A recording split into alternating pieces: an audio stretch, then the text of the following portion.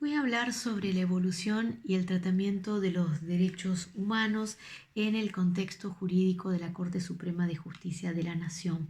Eh, Previamente voy a hablar de los antecedentes, en cuanto a nuestro derecho patrio, o sea, desde 1810 hasta el año 1853 que se sanciona nuestra Constitución Nacional, que es el periodo en el que se forma el derecho público nacional. Estos antecedentes, por ejemplo, el decreto de 1811 sobre seguridad individual y libertad de imprenta, los decretos sobre libertad de vientres y libertad de esclavos de 1813, el estatuto provisorio de 1815. Bueno, esos son algunos de los ejemplos. Eh, Estas declaraciones fueron luego incluidas en nuestra Constitución Nacional y la Corte Suprema de Justicia, en su función de intérprete final de la Constitución, fue destacando la especial protección que merecen los derechos fundamentales consagrados en la Constitución histórica. Voy a empezar, como recién dije, con un breve itinerario en cuanto a la evolución histórica de la Corte Suprema de Justicia en cuanto a en materia de derechos humanos. Por ejemplo, en el año 1868, respecto de la garantía de defensa en juicio, es el primer antecedente en el cual la Corte considera que las peticiones informales interpuestas por los detenidos, en los casos Peralta y en Valderrama. En el año 1887, en el caso de los saladeristas, la Corte sostuvo que determinar las condiciones para instalar los saladeros y retirar la autorización a los establecidos cerca de la ciudad por cuestiones de salud pública no atacaba el derecho de propiedad. Hoy esto sería una acción, ¿no?, en protección del medio ambiente.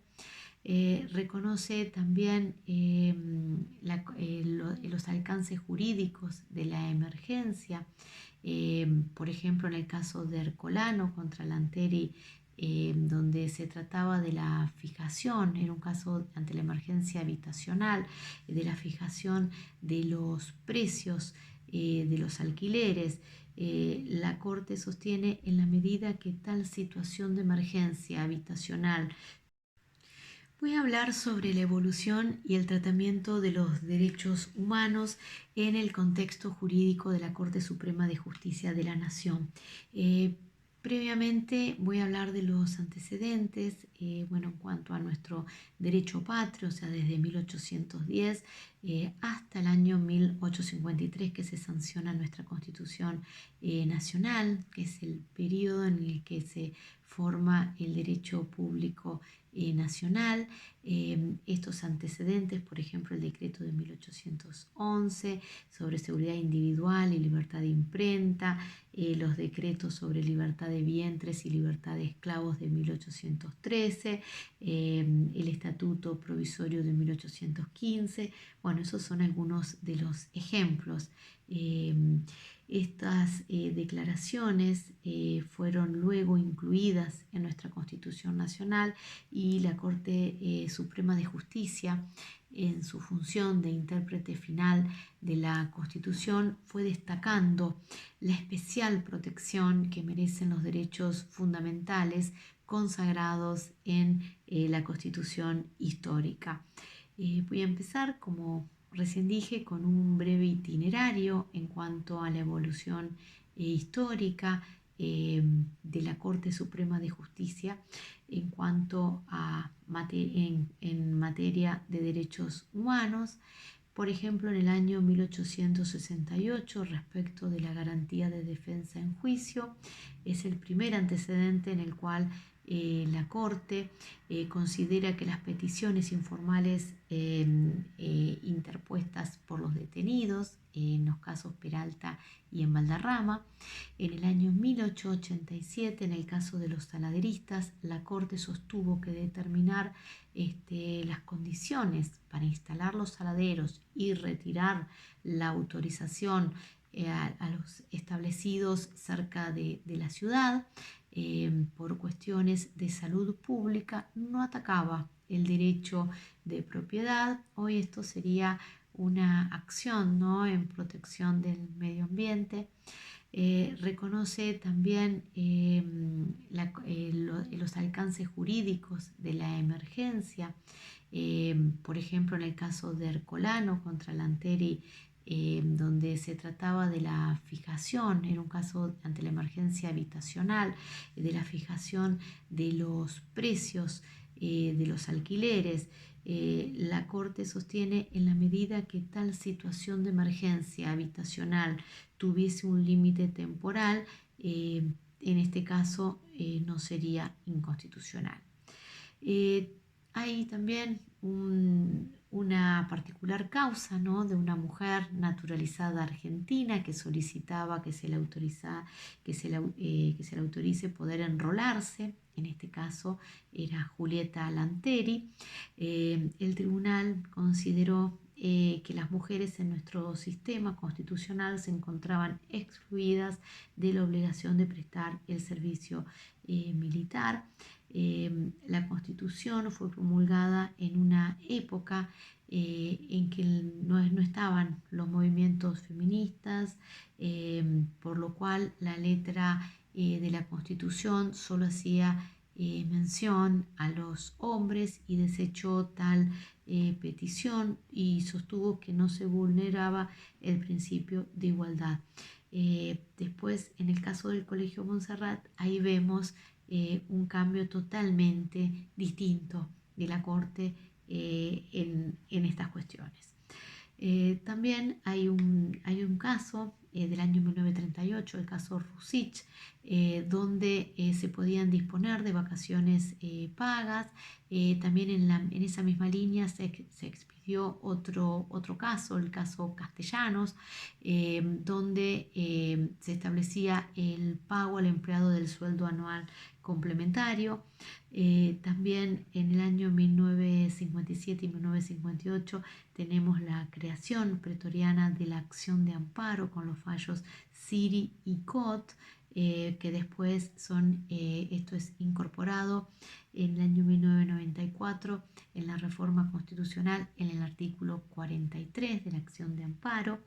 Un fallo importante que es Fernández Arias del año 1960, donde se destaca el empleo de la expresión derechos humanos y declara la inconstitucionalidad de las normas que no permiten presentar recursos contra actos administrativos ante los jueces ordinarios.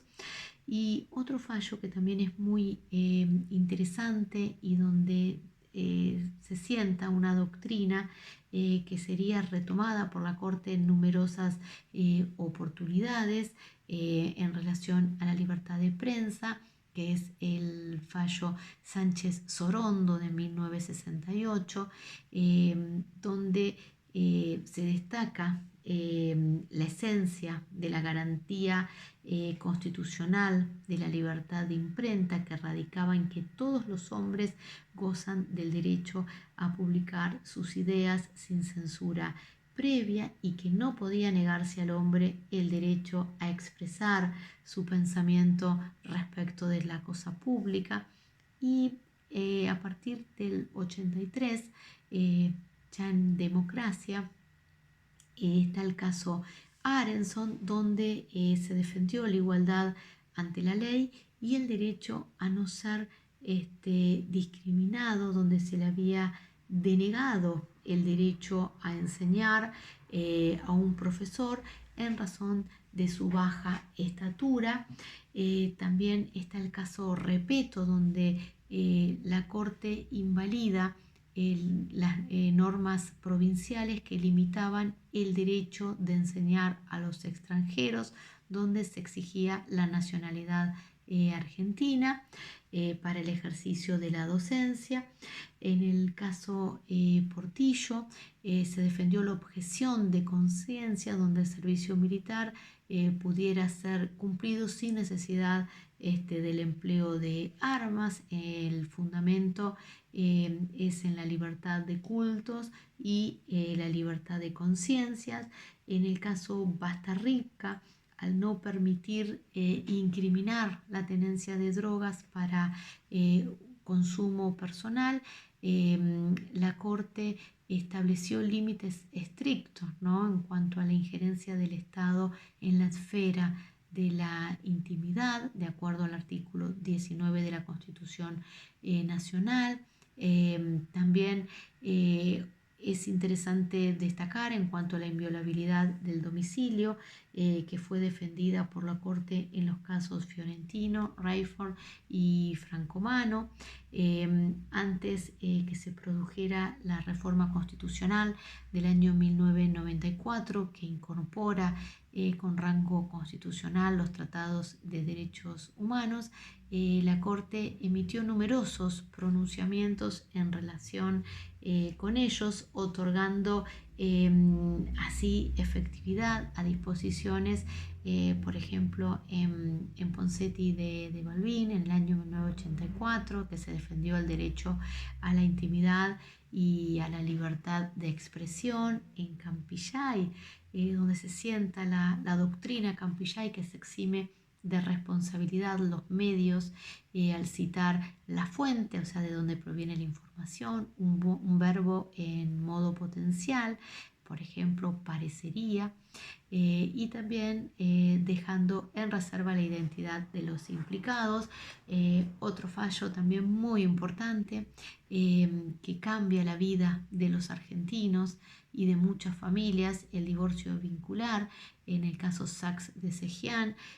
También otro fallo muy importante, el caso Ekmedejian contra Sofovich, que este fallo se refiere a la operatividad de la Convención Americana de Derechos Humanos y que tiene jerarquía superior al derecho interno. También otro fallo es el de la comunidad homosexual argentina, que es un antecedente histórico en relación con el derecho de las personas LGBT a obtener la personería jurídica. También otro fallo importante es el fallo Giroldi, donde la Corte Suprema declara la inconstitucionalidad del artículo 459 del Código Procesal de la Nación, que impide la garantía de la doble instancia. Después está el caso del Colegio Montserrat, donde donde se sostuvo que el derecho de aprender previsto en la Constitución Nacional no otorga a los padres de los alumnos el derecho a que se mantenga un régimen diferenciado por sexos, y este colegio de varones, el Colegio Montserrat, se transforma en mixto, ya que violaba el principio de igualdad y la condición de la mujer, ya que era el único colegio que escolarizaba varones y no había otro de calidad similar dedicado a alumnas mujeres, resultando violatorio de la Convención sobre la Eliminación de todas las formas de discriminación contra la mujer y de las demás normas antidiscriminatorias. Y por último, el caso Mignone, la Corte Suprema declara la inconstitucionalidad de ciertas normas que excluían del padrón electoral a los detenidos por orden de juez competente mientras no recuperan su libertad. La Convención Americana de Derechos Humanos solamente alude a los casos de condena.